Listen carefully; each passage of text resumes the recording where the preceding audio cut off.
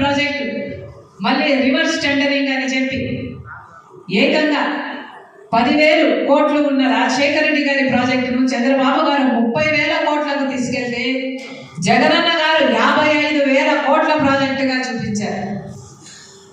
కానీ దాన్ని ఎత్తు తగ్గించి 90 టీఎంసీల ప్రాజెక్టే అన్నారు. సరే పోనీ అదైనా చేశారా అంటే కేంద్రంతో వాళ్ళతో మాట్లాడుతున్నామని మాటలు సాగదీశారే తప్ప ఇంతవరకు పోలవరం ప్రాజెక్టు కాలేదు. గజం కేవలం 26,000 రూపాయలతో 165 గజాల భూమి కేవలం 52 లక్షలు మాత్రమే. 2021లో పోలవరం ప్రాజెక్టును పూర్తి చేస్తాను అని చెప్పిన జగనన్న గారు ఇప్పుడు 2023 అసలు పోలవరం గురించి ఊసేలేదు, మాటే లేదు. ఏమైంది? ప్రభుత్వం సమాధానం చెప్పాల్సిన అవసరం ఉంది. ఈరోజు ఇదే జగనన్న గారు నిన్న అదే పనిగా ప్రభుత్వ డబ్బు ఖర్చు పెట్టారని ఒక ఆరోపణ. అదే సదస్సులో జగనన్న గారు చెప్పిన మాట, కాంగ్రెస్ పార్టీ ఆంధ్రప్రదేశ్ను చీల్చింది, నా కుటుంబాన్ని కూడా చీల్చింది అన్నారు. వేదిక మీద ముఖ్యమంత్రిగా ఉన్న జగనన్న గారు చేసిన వ్యాఖ్య, కాంగ్రెస్ పార్టీ ఆంధ్రప్రదేశ్ను చీల్చింది, నా కుటుంబాన్ని చీల్చింది, దేవుడే గుణపాఠం చెప్తాడు అని పెద్ద పెద్ద మాటలు మాట్లాడారు. నిజానికి ఆంధ్రప్రదేశ్ రాష్ట్రం ఇలా అభివృద్ధి లేకుండా ఇంత దయనీయ స్థితిలో ఉంది అంటే దానికి కారణం ముందు 5 సంవత్సరాలు ముఖ్యమంత్రిగా ఉన్న చంద్రబాబు గారు, ఇప్పుడు 5 సంవత్సరాలు ముఖ్యమంత్రిగా ఉన్న జగనన్న గారు. ఈరోజు రాజశేఖర రెడ్డి గారి కుటుంబం చీలింది అంటే అది చేతులారా చేసుకున్నది జగనన్న గారు. దీనికి సాక్ష్యం దేవుడు, దీనికి సాక్ష్యం నా తల్లి విజయమ్మ, రాజశేఖర రెడ్డి గారి భార్య, దీనికి సాక్ష్యం నా యావత్ కుటుంబం. జగన్మోహన్ రెడ్డి గారి పార్టీ ఇబ్బందుల్లో ఉంటే 18 మంది ఎమ్మెల్యేలు ఆ రోజు రాజీనామాలు చేసి జగనన్న వైపు నిలబడితే వాళ్ళను మంత్రులను చేస్తానన్నాడు జగనన్న. ఈరోజు వాళ్ళలో ఎంతమంది మంత్రులుగా ఉన్నారు?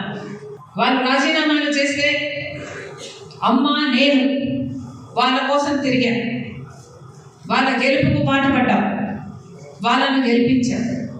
ఆ తర్వాత వైసీపీ పార్టీ ఇబ్బందుల్లో ఉంది అని రాజశేఖర రెడ్డి గారి పనితీరు కూడా మీ పనితీరులో కనిపిస్తే అప్పుడు మీరు రాజశేఖర రెడ్డి గారి వారసులు అవుతారు. రాజశేఖర రెడ్డి గారు రైతుని ఎత్తున పెట్టుకున్నాడు, రైతే రాజు అన్నాడు. నేను రైతు పక్షపాతిని గర్వంగా చెప్పుకున్నాడు రాజశేఖర రెడ్డి గారు. రాజశేఖర రెడ్డి గారు ఉన్నప్పుడు వ్యవసాయం ఒక పండుగ, కానీ ఇప్పుడు జగనన్న గారి ప్రభుత్వంలో వ్యవసాయం దండగ. రాజశేఖర రెడ్డి గారు ఉన్నప్పుడు అద్భుతంగా వ్యవసాయం నడిచింది, ఒక పండగలాగా నడిచింది, ఒక సంక్రాంతి లాగా నడిచింది. ప్రతి పంట వచ్చినప్పుడల్లా ఒక సంక్రాంతి లాగా ఉండేది. ఇప్పుడుందా? రాజశేఖర రెడ్డి గారు ఉన్నప్పుడు సబ్సిడీలు ఇచ్చారు, అసలు ఇప్పుడుందా? ఇన్పుట్ సబ్సిడీ ఉందా? ఎరువుల మీద సబ్సిడీ, విత్తనాల మీద సబ్సిడీ ఉందా? డ్రిప్ మీద సబ్సిడీ ఉందా? రాజశేఖర రెడ్డి గారు ఇవన్నీ ఇచ్చి ప్రోత్సహించారు కాబట్టే కదా ఆ రోజు వ్యవసాయం పండుగ. కనీసం ఇప్పుడు క్రాప్ ఇన్సూరెన్స్ అయినా ఉందా? పంట నష్టపోతే రైతుకు పంట నష్ట పరిహారం ఇవ్వాలి అన్న ఇంగితం కూడా ఈ ప్రభుత్వానికి లేకపోతే ఇది రైతు రాజ్యం ఎలా అవుతుంది? ఇది రాజశేఖర రెడ్డి గారి సుపరిపాలన ఎలా అవుతుంది? రాజశేఖర రెడ్డి గారు పేరుని బిడ్డల్ని కడుపులో పెట్టుకున్నాడు, పెద్ద పెద్ద చదువులు చదవాలి అని ఫీజు రీయింబర్స్మెంట్ ప్రవేశపెడితే ఎంతమంది బిడ్డలు ఆ రోజు డాక్టర్లు, ఇంజనీర్లు, ఎంబీఏలు, ఎంసీఏలు చేశారు. ఇప్పుడున్న ఫీజు రీయింబర్స్మెంట్, ఇప్పుడున్న బిడ్డలు చదువుకోవడానికి, పెద్ద చదువులు చదువుకోవడానికి భరోసా. అసలు చదువుకోవడానికి, పెద్ద చదువులు చదువుకోవడానికి భరోసా లేదు కదా. అసలు కన్న తల్లిదండ్రులే అప్పు సొప్పు చేసి బిడ్డలు చదివిస్తే కనీసం ఉద్యోగం వస్తుంది అన్న భరోసా కూడా ఇప్పుడు లేదు. పెద్ద పెద్ద పరిశ్రమలు ఎలా లేవు, ఉద్యోగాలు ఎలా రావు.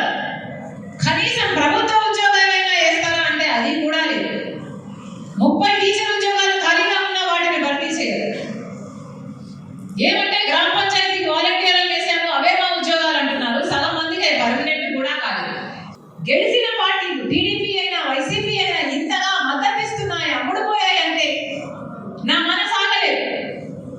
ఇప్పుడు ఎన్నికల సమయం, ఏదైనా చేస్తే ఇప్పుడే చేయాలి. ప్రభుత్వం మారితే ఇప్పుడు మారాలి ఎన్నికలకు. ఆ తర్వాత నెత్తి నోరు కొట్టుకుంటే ఏ లాభము లేదు.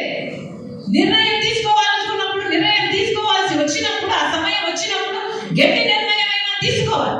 ఇదే నేర్పించాడు నాన్న నాకు. అందుకనే ఈ నిర్ణయం తీసుకున్నా. అందుకే కాంగ్రెస్ పార్టీలో చేరారు. కాంగ్రెస్ పార్టీలో చేరి ఆంధ్రాకు వెళ్ళి పని చెయ్యమని అడిగితే నేను కాదనలేకపోయాను. ఎందుకంటే మనసులో నాకు తెలుసు ఆంధ్ర రాష్ట్ర ప్రజలకు ఎంత అన్యాయం జరుగుతుంది అని నాకు అర్థమవుతుంది. కాబట్టి ఒక్క సీటు కూడా ఇక్కడ గెలుచుకోకపోయినా రాజ్యం అంతా ఇక్కడ బీజేపీదే. ఒక్క సీటు, ఒక్క ఎమ్మెల్యే, ఒక్క ఎంపీని గెలుచుకోకపోయినా, మనకు స్పెషల్ స్టేటస్ ఇవ్వకపోయినా, మనం పోలవరం కట్టకపోయినా, మనకు రాజధాని కట్టకపోయినా, మనకు 2 కోట్ల ఉద్యోగాలలో మన బిడ్డలకు ఉద్యోగాలు ఇవ్వకపోయినా, మన రైతులకు రెట్టింపు ఆదాయం చేయకపోయినా, మనకు ఏ ఒక్క వాగ్దానం, ఏ ఒక్క మేలు చేయకపోయినా బీజేపీకి ఎందుకు దాసోహం అంటున్నారు? రాహుల్ గాంధీ గారితో మాట్లాడాక నాకు కలిగిన నమ్మకం, వీళ్ళు రాజశేఖర రెడ్డి గారిని నెత్తిన పెట్టుకుంటున్నారు అని. రాజశేఖర రెడ్డి గారంటే వీళ్ళ మనసు నిండా అభిమానం తప్ప ఇంక ఏమీ లేదు అని. సోనియా గాంధీ గారు నాకే చెప్పారు, రాజీవ్ గాంధీ గారి పేరు ఆయన చనిపోయిన తర్వాత కేసులో పెట్టారు. నేను తెలిసి రాజశేఖర్కి అంత అన్యాయం చేస్తానా, నేను ఎప్పటికీ చేయను అన్నాను. రాజశేఖర్ అంటే మాకు చాలా అభిమానము. అసలు రాజశేఖర్ బ్రతికుంటే నేను ఏది చూసుకోవాల్సిన అవసరం లేకుండింది, మొత్తం రాజశేఖర్కే వదిలిపెట్టేదాన్ని. ఎంత అద్భుతంగా పరిపాలన చేశాడు రాజశేఖర్ అని నా ముందరే ఆకాశానికి ఎత్తేశారు తల్లి కొడుకులు. అంత గొప్పగా అభిమానిస్తున్నారు రాజశేఖర రెడ్డి గారు. అసలు రాజశేఖర రెడ్డి గారికి, ఆయన కుటుంబానికి జరిగిన విషయంలో వాళ్ళకు ప్రమేయమే లేదు. వాళ్ళకు తెలియకుండా జరిగిన పొరపాటు అయిందచ్చు, కానీ వాళ్ళు తెలిసి చేసిన తప్పు కానే కాదు అని నా చేతులు పట్టుకొని చెప్తే నిజంగానే